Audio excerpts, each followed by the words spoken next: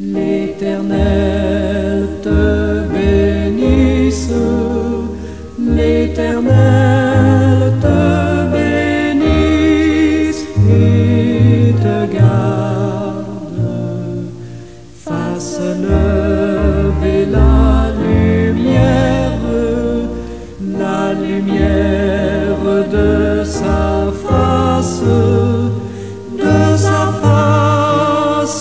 sur toi,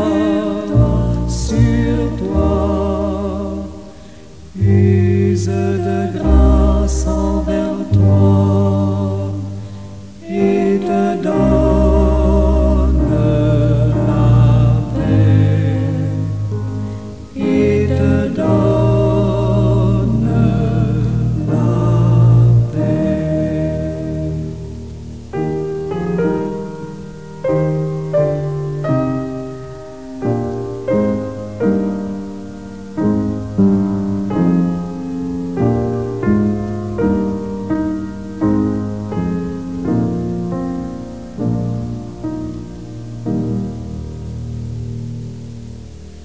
L'Éternel te bénisse, l'Éternel te bénisse et te garde, fasse lever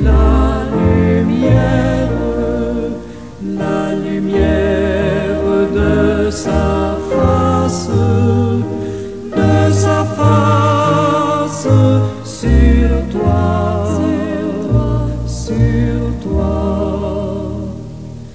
use de grâce envers toi et te donne la paix, et te donne la paix.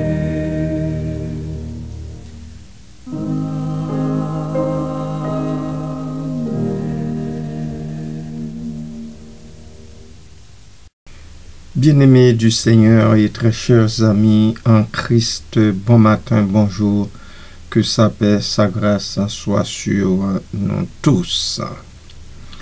Ce matin, dans ma prière, je prends la liberté d'exprimer au nom de tous les croyants et croyantes une gratitude profonde envers Dieu pour sa grâce infinie et abondante dans nos vies. Je veux souligner sa bonté, sa miséricorde et son amour inconditionnel. Il cherche à exprimer notre appréciation sincère pour les bénédictions qu'il nous accorde chaque jour. J'espère que cela ne vous déplaira pas de vous joindre à moi si tel est votre désir. Seigneur Dieu, Père Tout-Puissant, nous venons devant toi aujourd'hui, le cœur rempli de reconnaissance et de gratitude, pour te remercier de ta grâce abondante et de ton amour infini. Nous reconnaissons que tout ce que nous avons, tout ce que nous sommes, vient de toi et de toi seul. Tu es la source de toute bonté, de toute joie et de toute paix. Nous te remercions pour le don de la vie, pour le souffle que tu nous donnes chaque jour, pour la beauté du monde qui nous entoure. Nous te remercions pour le soleil qui brille, pour la pluie qui nourrit la terre, pour les étoiles qui illuminent la nuit. Ta création témoigne de ta grandeur, Seigneur, et de ta magnificence. Nous te remercions pour nos familles, pour nos amis, pour les personnes qui nous aiment et nous soutiennent. Ils sont un cadeau précieux que tu nous as donné et nous te prions de les bénir et de les protéger. Aide-nous, ô Dieu, à chérir ces relations et à les cultiver avec amour et patience. Nous te remercions pour les épreuves et les défis que nous rencontrons. Nous savons que tu les utilises pour nous façonner, pour nous ciseler, pour nous rendre plus forts et plus sages. Aide-nous, ô Dieu, à comprendre, à apprendre plutôt de nos erreurs et à grandir chaque jour un peu plus dans la foi. Donne-nous la force de persévérer dans les moments difficiles et de garder notre confiance en toi. Merci Seigneur pour toute ta sollicitude. Merci Papa. Béni sois-tu au siècle des siècles. Amen.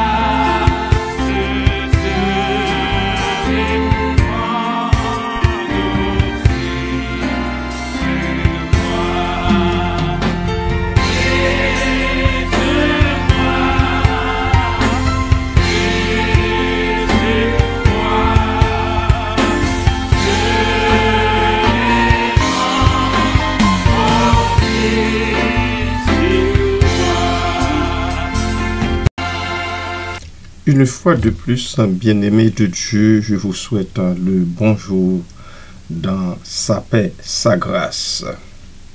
Je veux ce matin me pencher un peu sur cette autre maxime de Jésus tirée de Matthieu 6, verset 2. Le Seigneur met en garde contre l'ostentation dans la pratique de l'aumône. Nous analyserons le contexte, le sens littéral et les implications spirituelles de ce passage, en mettant en lumière les dangers de l'hypocrisie et l'importance de la sincérité dans les actes de charité. Contexte du verset. Le verset en question se trouve dans le Sermon sur la montagne, un discours majeur de Jésus rapporté dans l'Évangile selon Matthieu chapitre 5 à 7. Dans ce sermon, Jésus aborde divers aspects de la vie spirituelle et morale, offrant une interprétation nouvelle et radicale de la loi juive. Il met l'accent sur l'importance de la motivation intérieure et de la sincérité du cœur, plutôt que sur la simple observance extérieure des règles. Le chapitre 6 de Matthieu traite spécifiquement de 3 pratiques religieuses importantes: l'aumône, la prière et le jeûne. Pour chacune de ces pratiques, Jésus met en garde contre l'hypocrisie et l'ostentation, soulignant que la véritable récompense vient de Dieu qui voit dans le secret. Amen.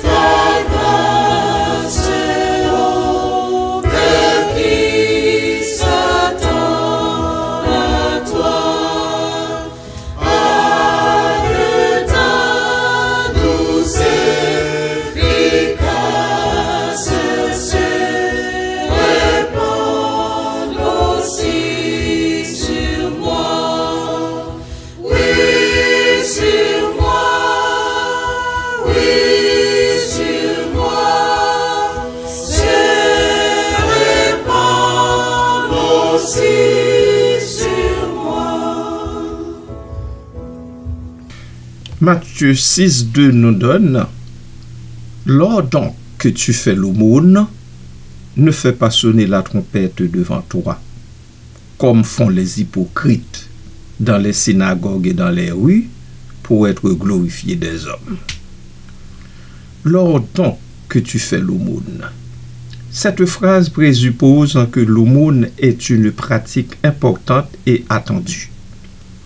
Jésus ne remet pas en question la nécessité de l'aumône, mais plutôt la manière dont elle est pratiquée.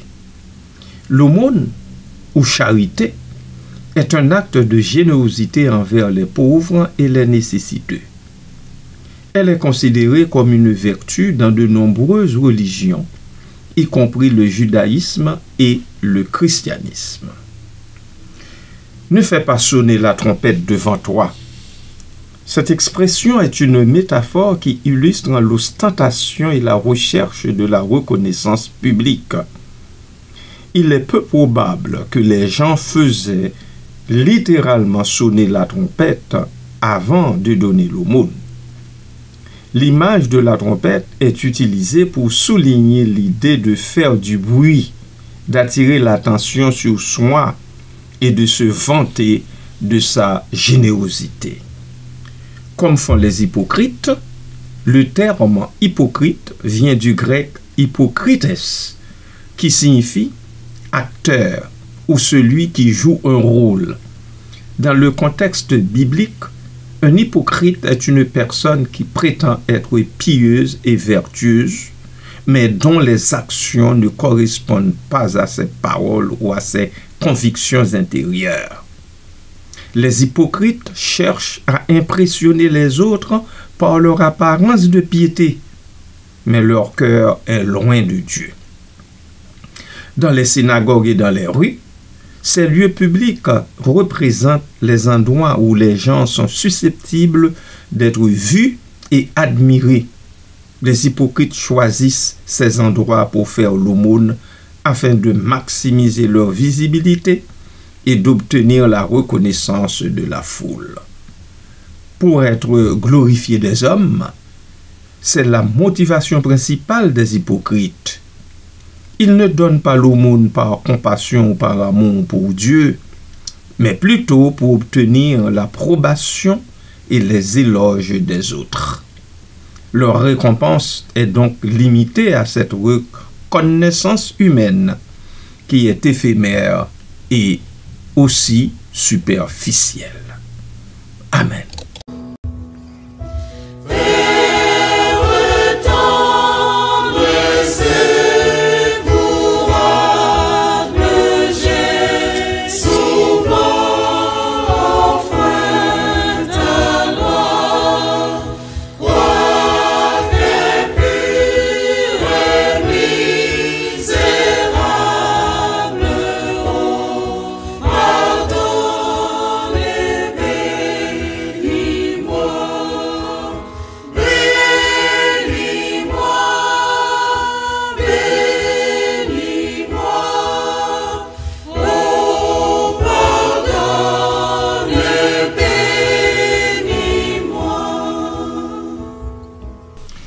Implications spirituelles. Ce verset met en lumière plusieurs implications spirituelles importantes.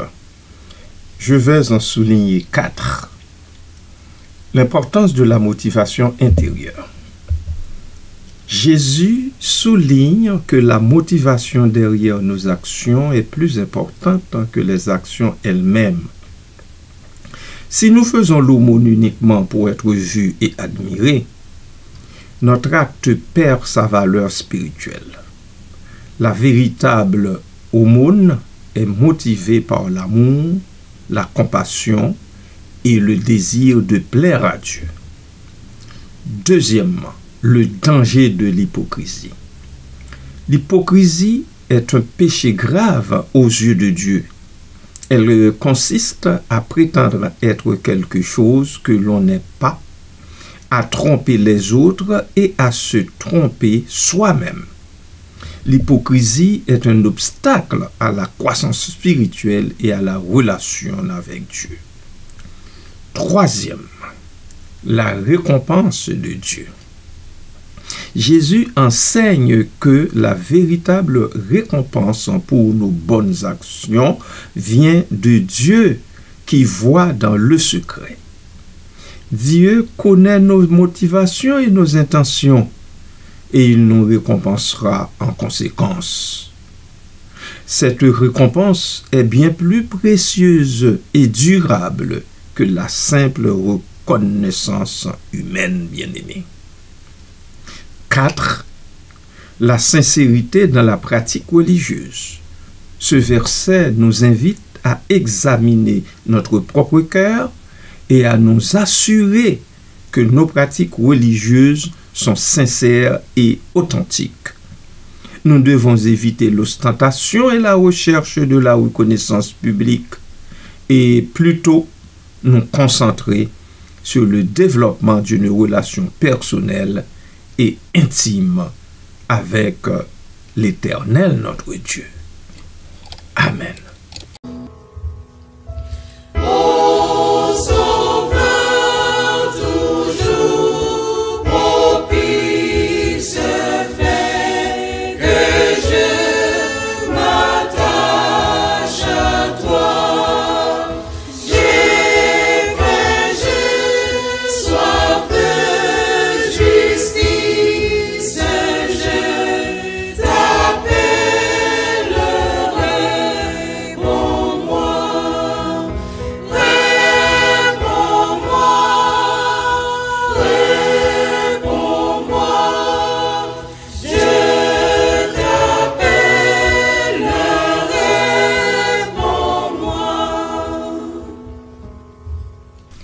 Nous te remercions, ô Dieu, pour ta propitiation, pour ta miséricorde et ton pardon. Nous sommes conscients de nos faiblesses et de nos péchés, mais nous savons que tu es toujours prêt à nous accueillir à bras ouverts. Nous te prions de nous pardonner nos offenses et de nous aider à pardonner aussi ceux qui nous ont fait du tort, du mal. Je te prie, Seigneur, pour notre sœur Danielle Bonhomme, terriblement souffrante dans son corps à cause de ce mal affreux. Qu'il te plaise de la toucher salutairement et de faire grâce à sa famille, à toute sa famille, notamment à son père, le pasteur Bonhomme. Visite ce serviteur, Seigneur. Fais grâce à toute la famille. Merci, Papa d'amour et de grâce. Béni soit ton beau nom. Amen. Nous sommes arrivés maintenant, bien-aimés de Dieu, à l'application pratique. Comment pouvons-nous appliquer ce verset dans notre vie quotidienne? Voici quelques suggestions. Premièrement, examiner nos motivations. Avant de faire l'aumône ou tout autre acte de charité, prenons le temps de réfléchir à nos motivations. Pourquoi faisons-nous cela? Est-ce pour aider les autres ou pour nous faire bien voir? 2. Éviter l'ostentation. Oui, il faut à tout prix l'éviter. Ne cherchons pas à attirer l'attention sur nos actes de charité. Faisons-les discrètement, sans chercher à nous vanter ou à impressionner les autres. Il se peut même que vous agissiez en incognito sans que même la personne, sans que même le bénéficiaire le sache. Cultivez l'humilité. Reconnaissons que tout ce que nous avons vient de Dieu et que nous ne faisons que prendre une partie de ce qu'il nous a donné. Je le répète encore. Soyons reconnaissants et humbles dans nos actes de charité. Et 4. Rechercher la récompense de Dieu. Concentrons-nous sur le désir de plaire à Dieu plutôt que de rechercher la reconnaissance des hommes. Sachant que Dieu voit nos actions et qu'il nous récompensera en conséquence. Matthieu 6,2 nous met en garde contre l'hypocrisie et l'ostentation dans la pratique de l'aumône. Il nous invite à examiner nos motivations et à agir avec sincérité et humilité en recherchant la récompense de Dieu plutôt que la récompense des hommes. En appliquant ces principes dans notre vie, nous pouvons vivre une vie spirituelle plus authentique et agréable à l'Éternel, notre Dieu. Amen.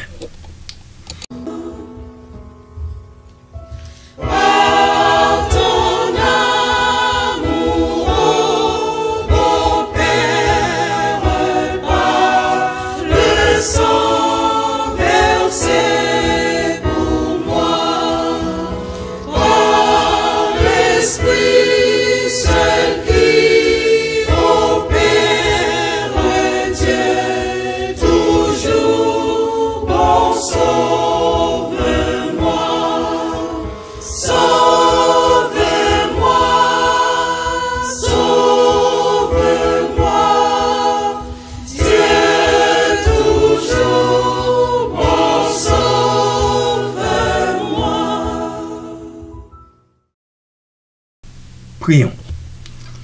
Nous te remercions pour ton Fils Jésus-Christ, Seigneur, qui a donné sa vie pour nous sauver. Par son sacrifice, nous avons accès à la vie éternelle et à la réconciliation avec toi. Nous te prions de nous aider à suivre son exemple d'amour et de service. Nous te remercions pour le Saint-Esprit qui nous guide et nous console. Il est notre avocat, notre conseiller et notre ami. Nous te prions de nous remplir de ton Esprit Saint afin que nous puissions vivre une vie qui te plaise. Nous te remercions pour les bénédictions spécifiques que tu nous as accordées dans nos vies. Nous te remercions pour notre santé, pour notre travail, pour notre maison, pour notre nourriture. Nous te remercions pour les opportunités que tu nous donnes de servir les autres et de faire une différence dans le monde. Nous te remercions pour ta présence constante dans nos vies. Nous savons que tu es toujours avec nous, même dans les moments les plus sombres. Nous te prions de nous donner la paix qui dépasse toute compréhension et de nous aider à te faire confiance en toutes circonstances. Nous te remercions pour ton Église, pour la communauté de croyants qui nous soutient et nous encourage. Nous te prions de bénir notre Église et de la guider dans sa mission de proclamer l'Évangile au monde entier. Nous te remercions pour ta parole, la Bible, qui est une source de sagesse et de vérité. Nous te prions de nous aider à comprendre tes enseignements et à les appliquer dans nos vies. Nous te remercions pour l'espérance que tu nous donnes. Nous savons que tu as un plan parfait pour nos vies et que tu nous conduiras à la victoire. Nous te prions de nous aider à garder notre regard fixé sur toi et à ne jamais perdre notre foi. Nous te remercions pour tout, Seigneur. Nous sommes infiniment reconnaissants pour ta grâce abondante et ton amour inconditionnel. Nous te louons et te glorifions pour toujours. Aide-nous à vivre une vie de reconnaissance, en te servant avec joie et en partageant ton amour avec les autres. Que nos actions témoignent de notre gratitude envers toi, Seigneur. Nous te prions au nom de Jésus-Christ, notre Seigneur et Sauveur. Amen. Bien-aimés, je prie que cette prière soit un point de départ pour une vie remplie de gratitude et de louange envers Dieu. Que nous n'oublions jamais de reconnaître sa bonté et sa miséricorde dans tous les aspects de nos vies. Que notre reconnaissance se traduise en actions d'amour et de service envers les autres, reflétant ainsi la grâce abondante que nous avons reçue. Restez bénis. serviteurs et servantes du Dieu Tout-Puissant. Passez une bonne journée des plus agréables à l'ombre de ses ailes protectrices. Amen.